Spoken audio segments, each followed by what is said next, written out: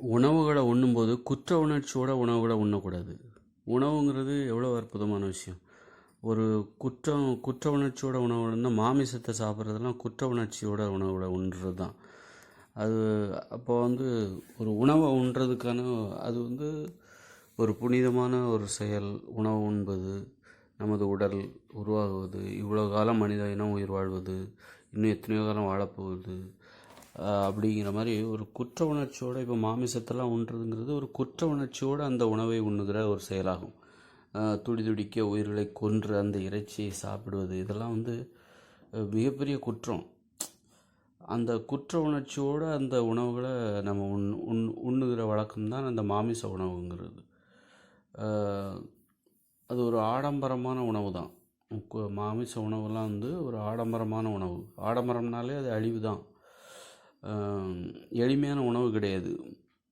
மாமிச உணவுகள், மீன் உணவுகள், பிற உயிர்களை கொன்று சாப்பிடக்கூடிய உணவுகள் அத்தனையும் ஆடம்பரமானது. ஆடம்பரங்கிறது ஒரு தேவையில்லாதது தான். மகிழ்ச்சியான வாழ்க்கைக்கு தேவையில்லாத ஒரு செயல் நடைமுறை தான் ஆடம்பரம். அது ஒரு ஆடம்பரம் கூட ஒரு எளிமையாக வாழ்வது தான் நல்லது. அதுமாதிரி இப்போ ஆடம்பரமாக வாழ்வது ஒரு குற்றம்தான். ஆடம்பரங்கிறது ஒரு தேவையில்லாத ஒன்று. அப்படிங்கும்போது இப்போ மாமிசத்தை உண்ணுறோன்னா நமக்கு ஒரு குற்ற உணர்ச்சியோடு தான் நம்ம அதை உண்றோம். ஒரு கொலைவெறியோடு உண்ணுது. கொலை செய்து தானே அதை சாப்பிட்றோம். அப்போ கொலைங்கிறது ஒரு குற்றம் தானே. பிற உயிர்களை கொலை செய்து தானே சாப்பிட்றோம். தாவரங்களை நம்ம கொலை செய்யலை அப்படின்னு கேட்கக்கூடாது. அது விதண்டாவது. நாமளும் இயற்கைக்கு கட்டுப்பட்டவங்க தான். நமக்கு இயற்கையால் அனுமதிக்கப்பட்டது தாவரங்கள், பழங்கள், காய்கறிகள். அப்போ குற்ற உணர்ச்சியோடு நாம் எந்த உணவையும் சாப்பிடக்கூடாது. குற்ற உணர்ச்சி இல்லாமல் சாப்பிடுகிற அத்தனை உணவுகளும் தான் நாம் மனித உணவுகளாக நாம் அங்கீகரிக்க வேண்டும், அனுமதிக்க வேண்டும். அந்த வகையில் இப்போ அதே டைமில் மாமிச உணவுகள் குற்றம்.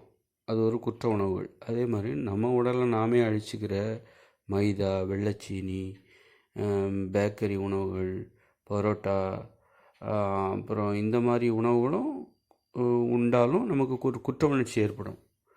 நீங்கள் ஒரு பரோட்டா சாப்பிடும்போது கண்டிப்பாக உங்களுக்கு ஒரு குற்ற உணர்ச்சி ஏற்படும். நம்ம உடலையே நாம் அழிக்கிறோமே அப்படிங்கிற ஒரு குற்ற உணர்ச்சி ஏற்படும். பிற உயிர்களை அழித்து அந்த உணவுகளை நாம் சாப்பிடும்போதும் நமக்கு ஒரு குற்ற உணர்ச்சி ஏற்படும். அதே போன்று நம்ம உடலையே நாம் அழிச்சுக்கிறோன்னு வைங்க. பரோட்டா சாப்பிட்றதுனால இன்னொரு உயிர் அழிய போகிறதில்ல, நாம் அழிவோம்.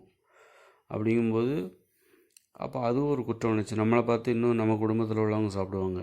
அப்போ அதுக்கு நாம் ஒரு முன்னுதாரணமாக இருக்கிறோம். அப்போ அதெல்லாம் ஒரு குற்ற உணவுகள். குற்ற உணர்ச்சியோடு உணவுகளை சாப்பிடக்கூடாது.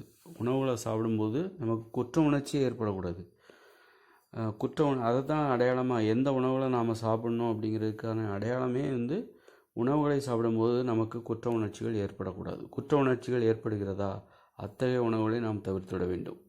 அது மாமிசமாக இருந்தாலும் சரி, மீன் உணவாக இருந்தாலும் சரி, அப்புறம் மைதா, வெள்ளைச்சீனி, பேக்கரி உணவுகள், அப்புறம் அளவுக்கு அதிகமான அரிசி உணவுகளை எடுத்துக்கிறது, இதுவும் குற்ற உணர்ச்சி ஏற்படுத்தும். உண்மையிலே சாப்பிடும்போது நம்ம அளவுக்கு அதிகமாக சாப்பிட்றோன்னு டெய்லி சோறு, பிரியாணின்னு சொல்லிட்டு அளவுக்கு அதிகமாக சாப்பிடுகிறோம் அப்படின்னா அதுவும் நமக்கு குற்ற உணர்ச்சி ஏற்படும். வெள்ளைச்சீனி நமக்கு கேடுன்னு தெரியுது. அப்போ அதையே நம்ம டீ போட்டு டீயில் கலந்து சாப்பிடும்போது அதுவும் நமக்கு குற்ற உணர்ச்சி ஏற்படும். நாமே கொலை செய்கிற ஒரு நடைமுறை அது.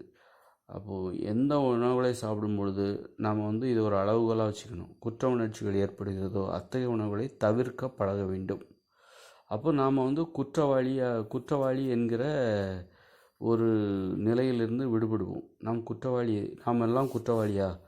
உண்மையில் மாமிசம் நீங்கள் குற்ற உணர்ச்சி ஏற்படுகிற உணவுகளை மட்டும் இல்லை, செயல்களை செய்தாலும் நாம் குற்றவாளி தான்.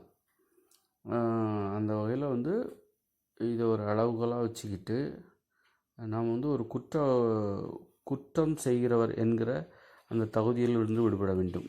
குற்றவாளி என்கிற தகுதியிலிருந்து அந்த நிலையிலிருந்து விடுபட வேண்டும். அப்போ அதை நோக்கமாக கொண்டு வாழ வேண்டும்.